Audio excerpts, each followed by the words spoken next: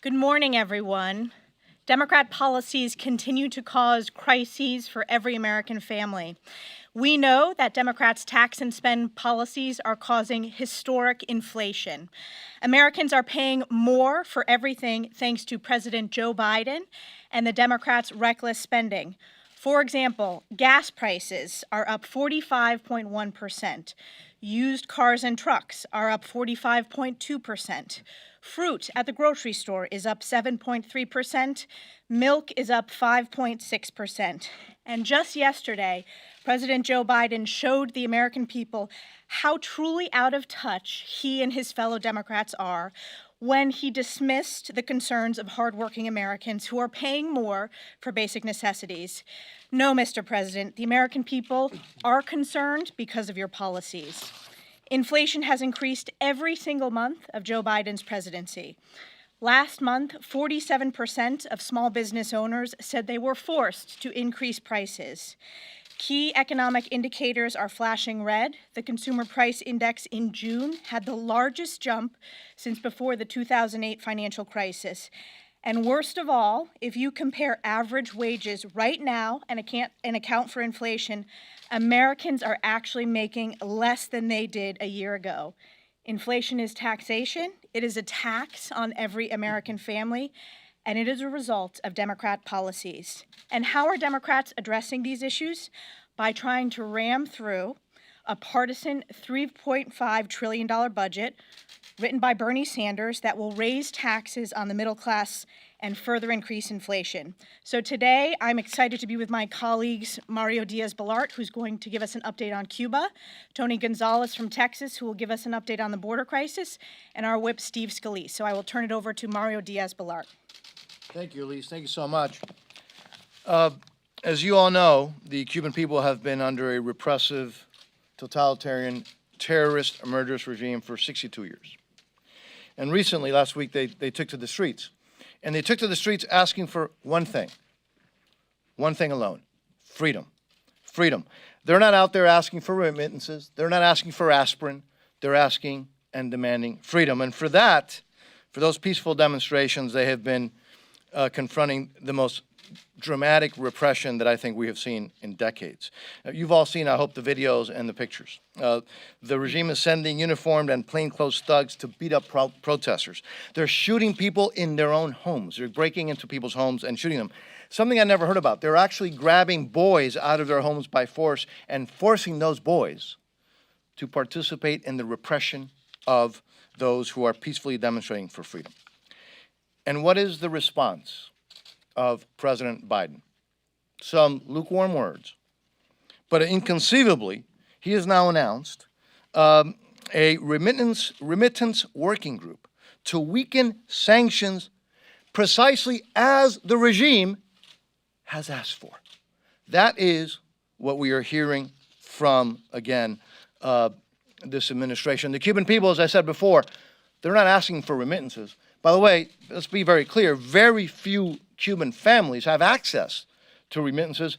Particularly Afro-Cubans have very little access because they don't have a lot of family that can send them remittances. What the Cuban people are asking for is freedom. So what are we asking for this president to do? To unblock and expand internet access to the Cuban people, because that's been blocked off by the Cuban regime, and there's a lot that the United States can do there. This president said that he was going to be the new president of diplomacy in the world. Where is he? He should be demanding that the UN, that the OAS, that the EU, and all the other multilateral organizations and democratic allies denounce the illegitimacy of the Cuban regime, condemn the human rights abuses, and end trade with the Cuban military. This administration is also, by the way, pushing to lower funding for U.S. broadcasts into the island. Think about that. As he wants to increase funding on just about everything except for national security and defense, he also wants to decrease funding for broadcasts from the United States into the island, which the Cuban people are, by the way, now more than ever using to communicate with each other. And for those who say that the fault of the repression and the murdering of innocent Cubans, the fault of that is the United States trade embargo, let me be very clear. the sanctions on the Cuban military, which is what they are, go away just with three things taking place on the island. Number one is free the political prisoners in Cuba. Is that something that's too much to ask for? Is that something that our colleagues, Democratic colleagues, don't support? Number two is allow for some basic freedoms. Freedom of the press, independent labor unions, political parties. Is that something that we don't support in the United States? Is that something that our colleagues, Democratic colleagues, don't support? And number three, start the process for free and fair elections. Then the sanctions go away in a day. So again, what we're asking for is real solidarity from the administration, President Biden's administration, not just empty lip service, and then looking at ways to eliminate or weaken sanctions. Mr. President, please, this is a historic moment. We need the President of the United States to lead and not look at ways of diminishing sanctions or helping the regime, which seems the only thing this President knows how to do.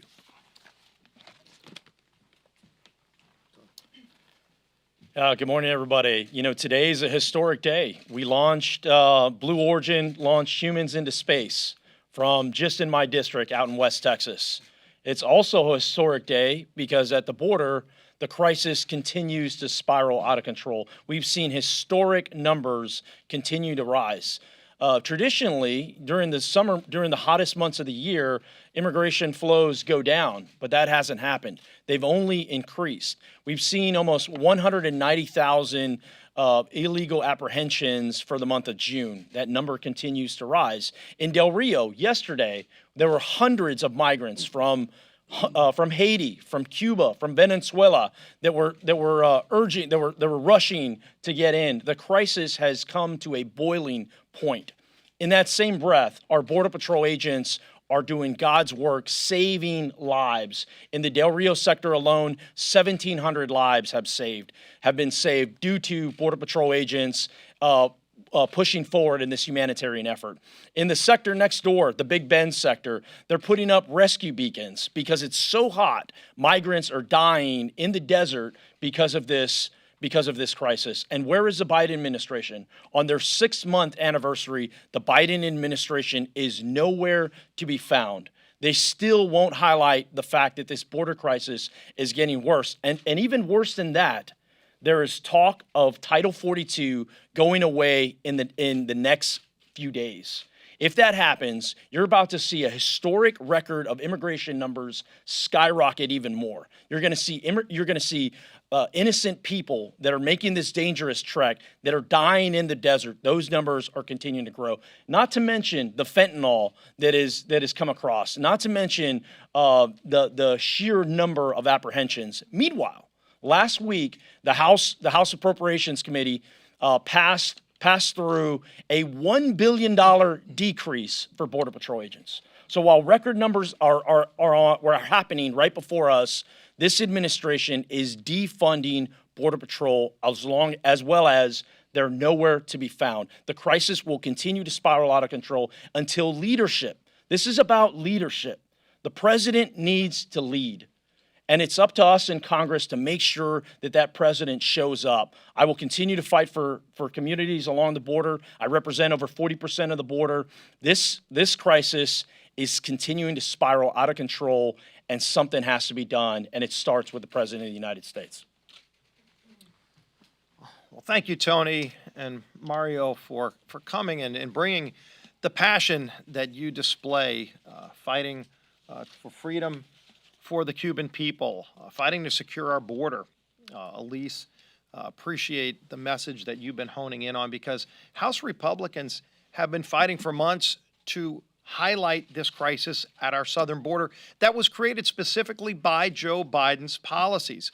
When Joe Biden sent a signal out to open the border, when he became president by getting rid of the Remain in Mexico policy, turning his back on the agreements that had already been negotiated, not just with Mexico, but by the Northern Triangle countries. They were all working to finally stop the flow of people coming in illegally, and now we see the doors wide open to the point where the drug cartels have operational control over America's southern border. It has got to come to an end.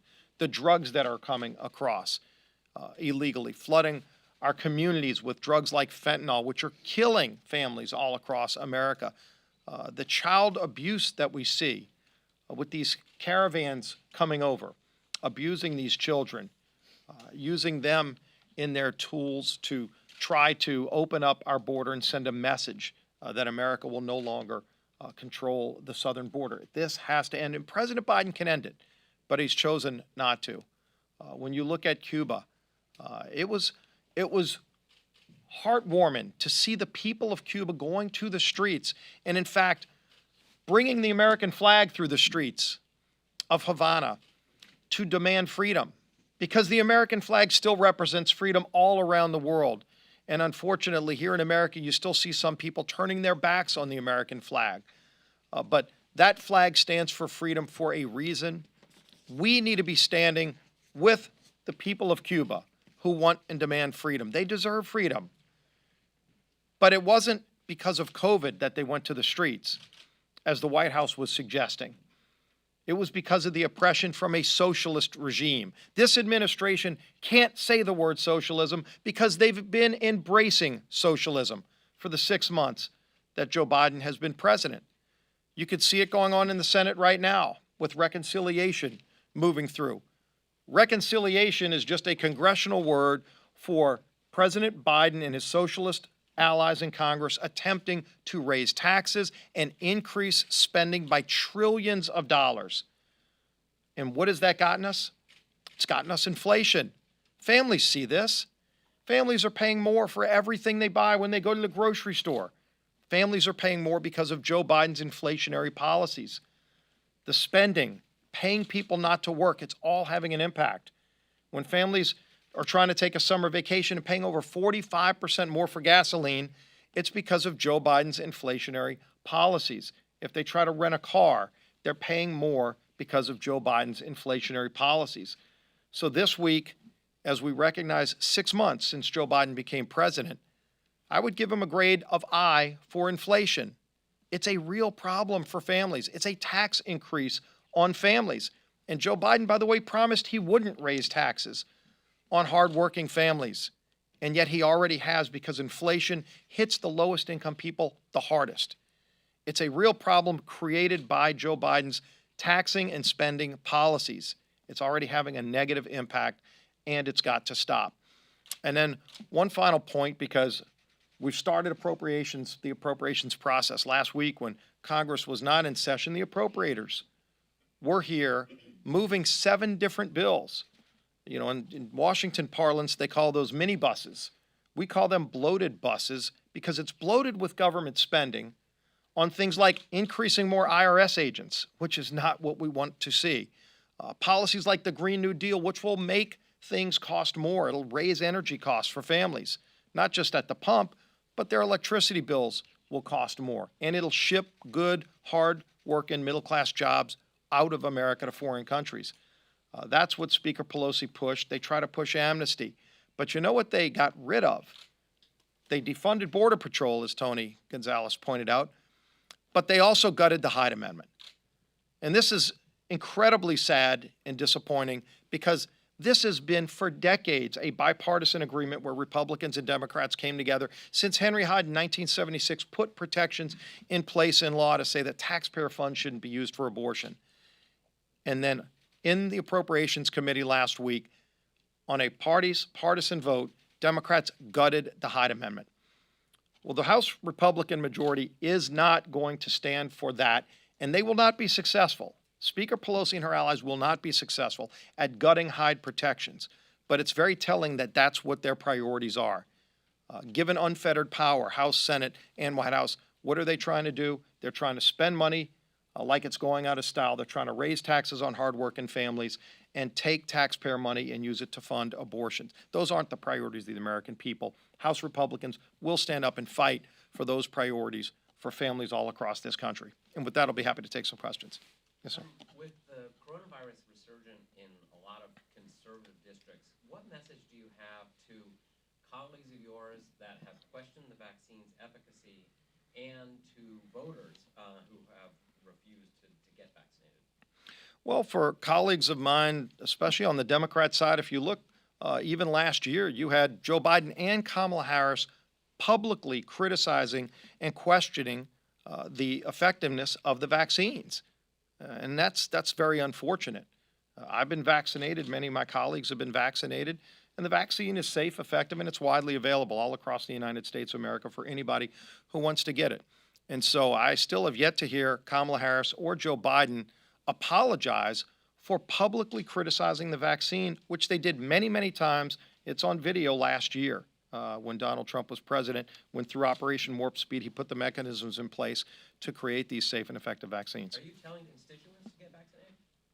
Sure. Yeah, I've been vaccinated again, and I have high confidence in the process that was used to bring these vaccines. In fact, it's not only saving lives in America, but it's saving lives worldwide through American ingenuity.